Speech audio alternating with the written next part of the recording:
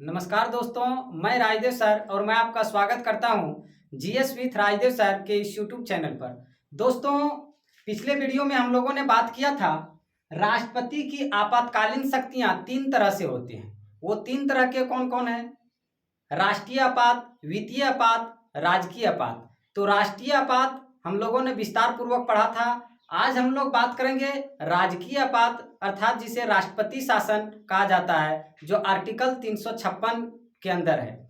दोस्तों, इससे पहले कि अगर आप मेरे चैनल पर नए हैं तो चैनल को सब्सक्राइब कर लें और साथ ही साथ बेल आइकन भी ऑन कर लें, क्योंकि मैं इस तरह का वीडियो डेली आप लोग के बीच लेकर आता रहता हूं।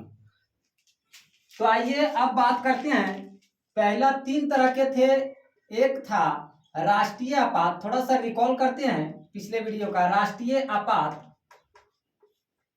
दूसरा है राजकीय आपात। राजकीय आपात को राष्ट्रपति शासन भी इसी को बोला जाता है, राष्ट्रपति शासन। और तीसरा है वित्तीय आपात। वन लाइनर क्वेश्चन में कॉम्पिटेटिव में पूछ लिया जाता है कि बताइए, यहीं से तीन क्वेश्चन यहां से पूछ लिया जाता है, 3 मार्क्स के। पूछा जाता है राष्ट्रीय आपात कितने अनुच्छेद के अंदर है, राजकीय आपात अर्थात राष्ट्रपति शासन कितने अनुच्छेद के अंदर आते हैं, और वित्तीय आपात कितने अनुच्छेद के अंदर है। तो आइए इसको जानते हैं कि ये राष्ट्रीय आपात आर्टिकल 352 है, इसमें 4 जोड़िए। 356 में है राष्ट्रपति शासन, और वित्तीय आपात 360 में है। इसको हम लोगों ने पढ़ लिया था। अगर यदि आप नहीं देखे हैं तो प्ले लिस्ट में मिल जाएगा, वहां से जाके आप देख सकते हैं। आज हम लोग बात करेंगे राजकीय आपात। राजकीय आपात अर्थात राष्ट्रपति शासन के बारे में। राष्ट्रपति शासन बहुत ही इंपॉर्टेंट क्वेश्चन है। पूछ लिया जाता है कि देश में राष्ट्रपति शासन जो लागू होता है वो कितने आर्टिकल के तहत लागू होता है, तो 356 के तहत लागू होता है। तो दोस्तों, राष्ट्रपति शासन क्यों लागू किया जाता है देश में? आखिर इसका वजह क्या है कि कोई भी राज्य में देश राष्ट्रपति शासन लागू करता है, तो क्यों राज्य में ये राष्ट्रपति शासन लागू किया जाता है देश के द्वारा? तो दोस्तों, आप लोगों ने पढ़ा होगा आर्टिकल 355, अनुच्छेद 355। 355 ये कहता है कि अगर यदि संवैधानिक ढांचा विफल हो रहा हो, संवैधानिक ढांचा विफल हो रहा हो, अर्थात संविधान के अनुरूप कार्य नहीं हो रहा हो राज्य में, तो देश वहां पर राष्ट्रपति शासन लागू करेगी। अब राष्ट्रपति शासन कैसे लागू किया जाता है? तो राज्यपाल के कहने पर, मंत्रिमंडल के सिफारिश पर राष्ट्रपति द्वारा राष्ट्रपति शासन किया जाता है। राष्ट्रपति शासन का अर्थ ही होता है, कोई भी देश में, कोई भी देश के राज्य में जब राष्ट्रपति शासन हो तो राष्ट्रपति शासन का अर्थ ही होता है राज्य का शासन। राज्य का शासन राज्यपाल के हाथों में चले जाते हैं, राज्यपाल के हाथों में चले जाते हैं। क्योंकि ऐसा इसलिए होता है, संवैधानिक ढांचा जब विफल हो जाता है तो राष्ट्रपति शासन लाया जाता है। और संवैधानिक ढांचा विफल होने पर और एक आर्टिकल और आप लोगों ने पढ़ा होगा, अनुच्छेद 365। ये 365 ये कहता है, 365 कहता है कि अगर यदि राज्य को जो दिशा निर्देश दिया जाता है, राज्य को दिशा निर्देश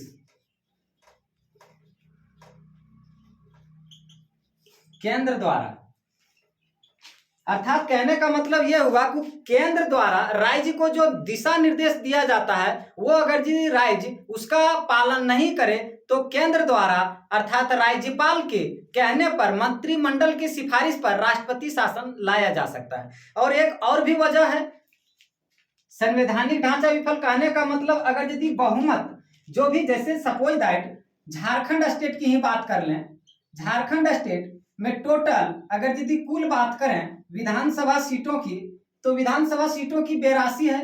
अब 82 में से बहुमत सिद्ध करने के लिए 42 चाहिए, 42 सीट्स चाहिए बहुमत सिद्ध करने के लिए, तब आपका पार्टी सीएम बन सकता है।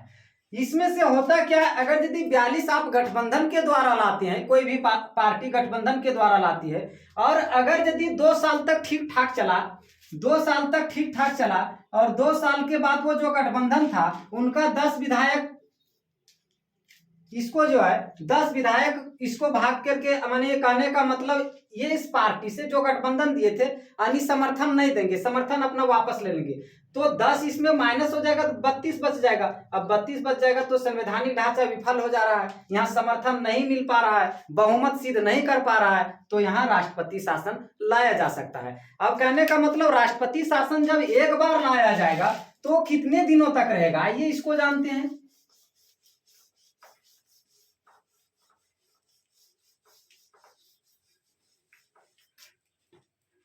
जब राष्ट्रपति शासन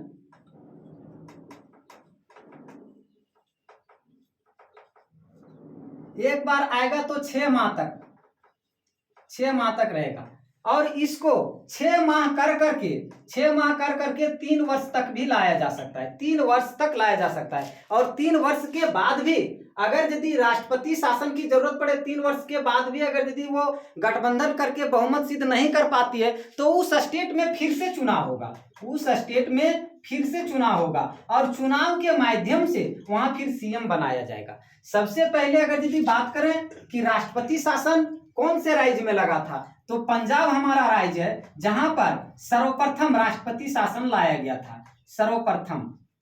और कब लाया गया था, क्वेश्चन पूछा जाता है, यहां से बहुत ही इंपॉर्टेंट क्वेश्चन है, ये अनेकों बार एग्जाम में पूछ लिया गया है कि हमारे देश में कौन ऐसे राज्य है जहां सर्वप्रथम राष्ट्रपति शासन लाया गया था, राष्ट्रपति शासन लगा था, तो पंजाब है पहला। और दूसरा बात ये भी पूछा जाता है कि हमारे देश के पंजाब राज्य में सबसे पहले राष्ट्रपति शासन जो लागू हुआ था वो कितने ईस्वी में लागू हुआ था, तो ये 1952 में लागू हुआ था।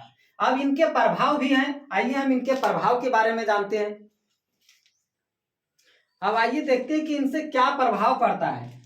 अब प्रभाव इसमें यह पड़ता है कि राज्य जो है वो राज्य सरकार की सारी शक्तियां छीन ली जाती है, यानी राज्य का सीएम तो रहता नहीं है। अब सीएम नहीं रहता है तो वहां जितना भी नया काम होता है वो नया काम नहीं हो पाता है। कहने का मतलब राज्य की आर्थिक स्थिति सही नहीं हो पाती है, आर्थिक स्थिति सही नहीं रहता है, जिसके वजह से विकास नहीं हो पाता है, जिसके वजह से वहां पर विकास नहीं हो पाता है। राज्य का जितना भी शासन होता है वो राज्यपाल के हाथों में चला जाता है।